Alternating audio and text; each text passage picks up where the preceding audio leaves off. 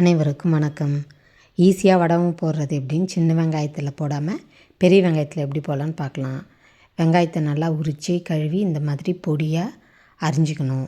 2 நாள் வெயிலில் காய வச்சோம்னா கையில் பிடிச்சி பார்த்தா தண்ணி இல்லாதப்போ மிக்சியில் போட்டு நல்லா ஒரு திருப்பிக்கணும். இந்த மாதிரி கொரன்னு இருந்தால் தான் வடகம் நல்லாயிருக்கும். அதை ஒரு பாத்திரத்தில் கொட்டிக்கணும். இது வெங்காயம் அரைக்கும் போதே கல் உப்பு கொஞ்சம் ஒரு பிடி போட்டு அரைச்சி இந்த மாதிரி பேஸ்ட் ஆக்கி வச்சுக்கணும்.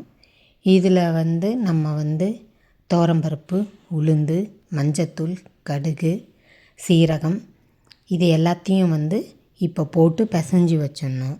அந்த தண்ணியிலே இந்த பருப்புங்கள்லாம் ஊறினா தான் ரொம்ப நல்லாயிருக்கும்.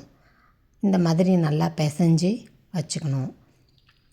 இது நல்லா காய்ஞ்சதுக்கப்புறம்தான் நம்ம பூண்டும் இதுவும் ஊற்றணும். வெயிலில் இந்த மாதிரி காய வச்சு எடுத்துக்கோங்க.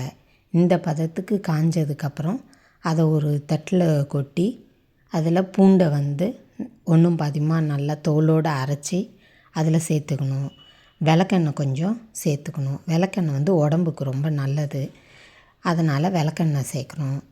அதை சேர்த்து நல்லா பிசைஞ்சு உருண்டைங்களாக பிடிச்சி வைக்கணும். சின்ன வெங்காயத்தில் போடுறது ரொம்ப டைம் எடுக்கும், ரொம்ப நாள் ஆகும். இது ஈஸியாகவே போட்டுடலாம். இந்த மாதிரி நல்லா பிசைஞ்சு உருண்டைகளாக உருட்டி வெயிலில் காய வச்சு எடுத்தோம்னா அருமையான உருண்டை ரெடி. இது இத்தனை உருண்டை அந்த இதுக்கு வந்தது. இது போன வருஷத்து வடகம்.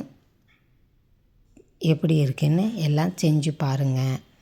ஈஸியாகவும் செய்யலாம். நன்றி, வணக்கம்.